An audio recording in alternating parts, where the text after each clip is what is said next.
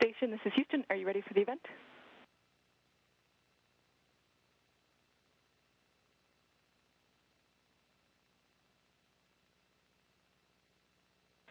WPLG-TV, this is Mission Control Houston. Please call station for a voice check. Station, this is Gio Insignoras with WPLG-TV. How do you hear me?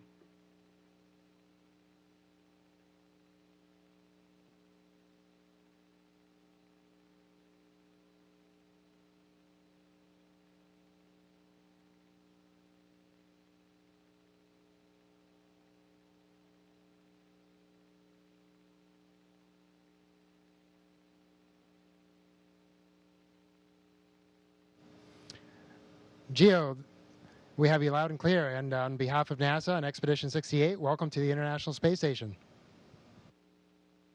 Wonderful. Thank you, guys. Well, it's not often you get to talk to a couple astronauts from the International Space Station, let alone one from South Florida as well. So first things first, tell me, what exactly is the kind of work you guys are doing up there? What's the research you're accomplishing? And honestly, what's a regular day look like up in space versus what a typical 9 to 5 looks like all the way down here? Yeah, that's one of the beauties of being up here. Obviously, we get some amazing views, but every day is different. You know, sometimes we get really lucky and we get to do something really cool like a spacewalk, but sometimes we get to do really cool science. Right now, we're growing tomatoes. We're looking at different cooling systems for computer systems. We're even doing research on ourselves. A lot of times we do maintenance on the station itself, right, because we have to keep it up and running. But the bottom line is every day is different, and that's one of the things that makes it being up here really cool.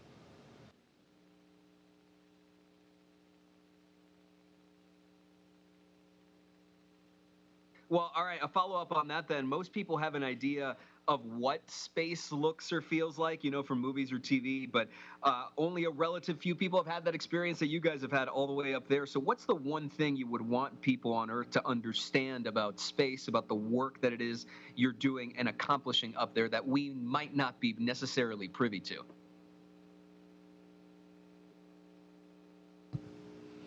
Hey, Gio. Well, yeah, we are very fortunate to be up here, very fortunate to be part of this team. And I think that's probably the overarching message that everyone needs to take away from this. Nobody does this alone. This can only happen with the efforts of tens of thousands of people, and we just happen to be the people up here executing it, but it is not possible without all the effort that happens on the ground. This next one will be for both of you, but Frank, we can start off with you because you have the South Florida ties that we want to hone in on a little bit. As someone who considers Miami his hometown, what do you take away from your life growing up down here, graduating high school down here, and then, of course, all the myriad of experiences post-high school? What's sort of the message you'd have for kids, for any other dreamers that you want them to know and take away from your journey so far? Yeah, you know, I love Miami, first of all. I always miss it. We love going back, visiting cousins and friends. I have some lifelong friends down there. And the culture, the food, the people, right? I just really enjoy my time down there. So hoping to show these guys around once we get back. And also the Russian cosmonauts that I flew up with. You know, I'm hoping to bring them down there and show them around. You know, but what I always take with me, no matter where I've been in the world, is the family, right, that we are down in Miami. We're all from different nations and different cultures, and yet we come together and form a Miami vibe that's different than anywhere else. But you kind of take that with you wherever you go.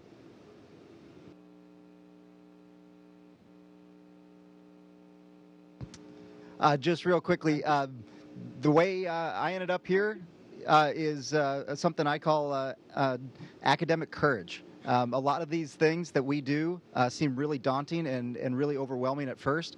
It started with me as an undergraduate in studying physics.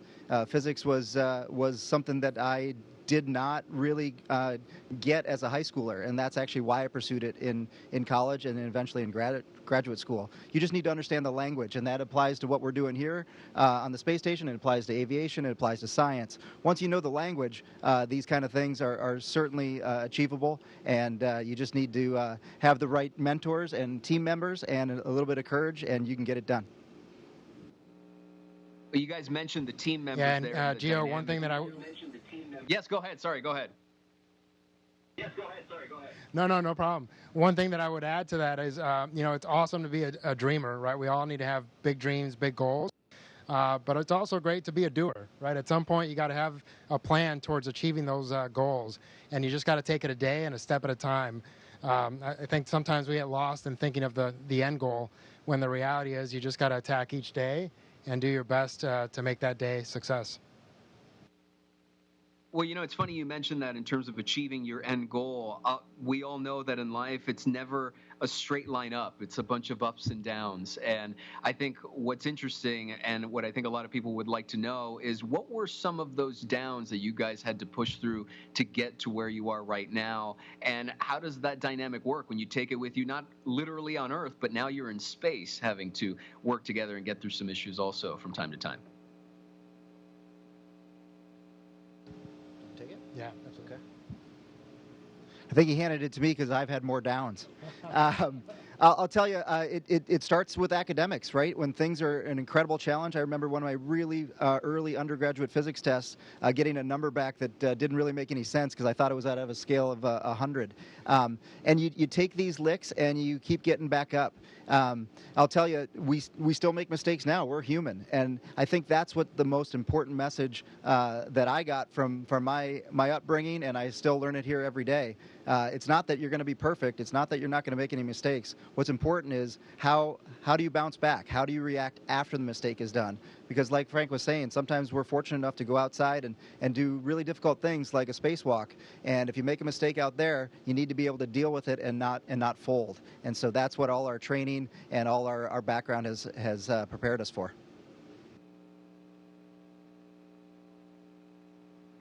As we wrap up here with a couple minutes left to go, I'm curious about the dynamic when it comes to the team effort, because we like to talk about team effort and working together and accomplishing, a unique set of goals. But when you're working at the International Space Station, it's obviously it's cross world. You're working with teams from around the world, not just from one particular city or one particular country. So what's that dynamic been like for you guys up there? And what's the takeaway that we can learn from working with a bunch of different people in space and apply it down here on Earth?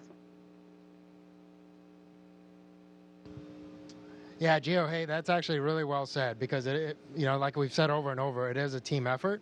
And I think a team made up of diverse people and talents and backgrounds actually makes the strongest team, right? And every day we're fortunate enough to work with ground teams from throughout the world.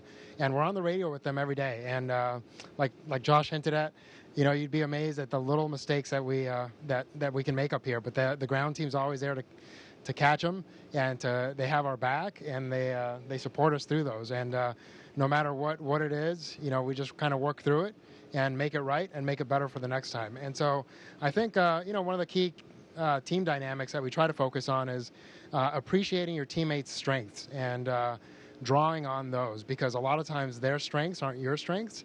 And, together you kind of end up making for a much better problem-solving team. So that would be my take on it. Yeah, Frank's absolutely right. If we all tried to solve the problem the same way, there are certainly going to be instances where we don't get the problem solved. And Frank is right. We have the support from the ground to catch us, but we're also an asset for them because we're able to catch some things that maybe they don't have the perspective on because they're not actually here. But you couldn't be more right. The team dynamic is really important, and it's often the perfect fit. I don't particularly care for Frank, but we're still getting the job done. I'm kidding. We're very lucky to have the crew we've got up here, and it's super fun to do it and to work hard together and have something incredible to have accomplished at the end. Just under the wire there. Thank you guys so much. I appreciate your time, and let me spend a few minutes with you up in space. Thank you. All right, Gio, take care. It was awesome talking to you. Say hi to everybody in Miami for us, please. Station, this is Houston ACR. That concludes the WPLG-TV portion of the event. Please stand by for a voice check from KFAN-FM. Station, this is Zach Culverson with KFAN. How do you hear me? Oh, no. Oh, no. Hey, Zach, we've got you loud and clear, and welcome to the International Space Station. So good to be here, gentlemen. So excited about this.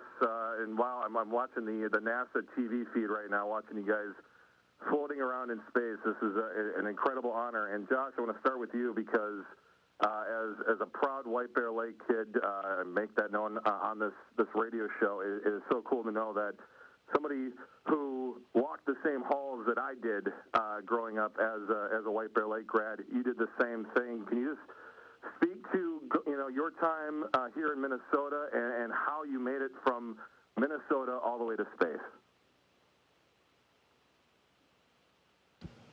Well, first, Zach, we got to start with Go Bears. That's so cool that we went to the same high school. Yeah, I'll tell you what. Minnesota was exactly where I needed to be. It set the foundation that I needed academically and socially. In fact, I got to go back to White Bear about 6 years ago or so and talk to the high school. And in fact, it was about 25 years after the fact, but I finally got my high school diploma that was locked away in a file cabinet that they didn't give me because I owed them a little bit of money for a stolen baseball jersey. Go ahead, Corey. Well, I can ask Frank this since Josh just took that one. Frank, we were just talking on the morning show yesterday that I'm 42, and I was asking if I went to Denver and just started living in Denver, would I ever get tired of the mountains, or would I just always be blown away by them because I didn't grow up with them? And I'm thinking, if you've been on the International Space Station for a couple of months, do you wake up in the morning and look out the window and say, yeah, I've seen this for 60 or 70 straight days? Or is your mind blown daily looking out that window? Yeah, looking out the window, for sure, your mind is blown daily. And try to make it a point. Unfortunately, we don't have windows in our rooms. And so just to get out and look out the window at least 5 minutes a day. You do have a ton of work and research that we're doing up here. And so, unfortunately, we don't get to spend our entire days just looking out the window. That'd be pretty cool, though. But yeah, every day I try to get out there just to remind myself where I am and how amazing this opportunity is. Josh, this is. And I'll tell you what, I was just going to say about the view. We have to work out 2.5 hours a day because we're incredibly lazy the other 21 and a half. Like right now, we're not burning any calories. We're not stressing our bones. But I'll tell you what, the coolest thing, nobody likes doing crunches, but when we do crunches here, every time we sit up, we're looking right out the cupola, and we're looking at that beautiful planet. So we actually do get some time there for the views, just as long as we can keep the crunches coming. Josh, this is Paul Lambert. As a Minnesota high school grad, how do you follow the local sports teams back here, and was it fun, if you can follow it from afar, following all the Carlos Correa news?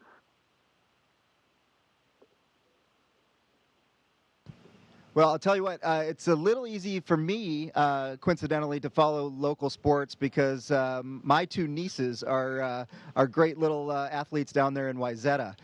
So we try to get there back to Minnesota when we can. I don't have family back in Minnesota these days, but we certainly have friends and family. That's how we stay plugged in. To the general question about staying plugged into sports, Frank takes care of that for us. He makes sure that we definitely have a feed up from ESPN whenever we can, when there's big sports on the docket, and we've got a screen that we hang over one of the hatches, and we can watch some big games. And I think Frank was up almost all night on Monday night for the championship game.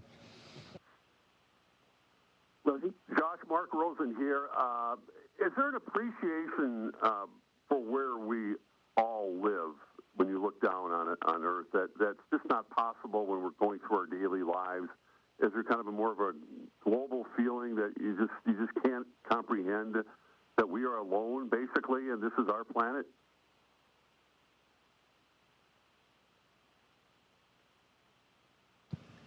I will tell you, the perspective we get up here is a bit overwhelming. When you look down on that beautiful planet, and by the way, there is no part of the planet that isn't beautiful, you just see how incredibly lucky we are. We've won the lottery in terms of the universe. We've got this beautiful but incredibly fragile atmosphere that keeps us alive, and it is just it puts things in perspective because you can look down and you know that, hey, some groups of people aren't getting along, and you can realize, wow, it's not worth it. We all are in the same boat, literally, in this universe, and some of the things that we're not getting along about are certainly not worthwhile when you've got this kind of perspective. Hello, gentlemen. Chris Hockey of the Power Trip Morning Show here in Minneapolis. Honored to talk to you both, Josh and Frank. And by the way, if you're just tuning into the Power Trip, we are talking live to the International Space Station as we speak. Frank Rubio, if you don't mind, I'm not sure how to address you, so I'm just going to call you Frank. I was reading your bio. You're both such impressive individuals. You've done so much in your lifetimes. And I was wondering, knowing in all the dangerous situations you've been in, Frank, including, by the way, being a battalion surgeon for the 3rd Battalion, 10th Special Forces Group in the U.S. Army, you get up to the space station, and I would guess everything seems to be very just serene. Do you have to remind yourself that you are in danger at any moment because of things that could go wrong up there when it's so serene all the time? Feeling good until then. Yeah, neither of us were actually aware of that until you just said it. So, no, I think one of the things that we're both fortunate enough to have a military background, and so not just having the honor of serving our country, but also having that background that has put us in kind of harm's way time and time again. And while it's an honor to do that, the one thing you learn is really just to compartmentalize and just kind of put that away because you need to focus on the task at hand. And so I think up here, honestly, I think those things cross your mind right before launch. But then as soon as the rocket ignites, you're focused on the rocket and getting it up here safely. Same thing when you're stepping out of the hatch for your first spacewalk, right? You think about what you're doing for a split second, and then for the next 8 hours, you're really focused on getting your job done and doing it right. So yeah, I think we've all kind of learned that task of compartmentalizing throughout our lives, and we're all pretty good at it. Hey guys, Mark Parrish. Frank's absolutely right, and I think it speaks to our training. Sorry, I stepped on you. Go ahead. No, I think I did step on you guys. Sorry, guys. Mark Parrish. I'm really. I don't know if you guys have gone through this yet. If you've gone out to outer space and come back to Earth, but I'm wondering about getting back home and what's it like to walk. I mean, getting off a boat after an hour or two is a little bit. The legs are a little bit weak there. So I wonder what you guys are like when you get home. Yeah, so Frank's going to land on terra firma, and I'm going to land on the water. And as a Navy guy, I've had plenty, so I don't necessarily need that extra time on the water. But you're right. We are, even though we've been working out a ton, our vestibular system is kind of a mess, and Frank can probably talk to that a little bit more as a physician. But yeah, the first couple weeks are, just trying to get back on your feet, quite literally sometimes, and we're probably not driving a car for 2 weeks or so, and probably not flying an airplane for even a couple more. Guys, last question, and I thought, when we were planning this out, I thought about how, few people get the opportunity to talk to people in space, but then you think about the fact that the number of people who've been to space is still in the hundreds. Can you talk about the honor and the privilege it is to be up there and be able to see this planet from above? Yeah, it's absolutely humbling, really, is the bottom line. Not just to have that privilege, but also to represent the amazing teams that we're a part of, right? The NASA team, the military, the Navy, the Army, our states. So yeah, I mean, every day you look out that window, you feel amazed, but also every day you kind of think about what an amazing honor and a privilege this is. And that's kind of motivates you to do your best. And so, yeah, hopefully more and more people will get this opportunity, and we look forward to helping to make that happen. Josh Cassada, Frank Rubio, thank you so much for joining us, guys. Best of luck with the rest of your mission. And Josh, if you ever find yourself back in Minnesota, please feel free to swing by the studio. We'd love to have you in. Oh, that sounds awesome. I'd love to take you up on that. Guys, thanks a lot for coordinating this. It's been all our pleasure. And, again, you can't say it too often. Go Bears. Thank you, gentlemen. Wow, what an honor. And well done. Well done there for Zach Halverson. Nice job, Zach. Station, this is Houston ACR. Thank you. That concludes our event. From WPLG-TV and KFAN-FM station, we are now resuming operational audio communications.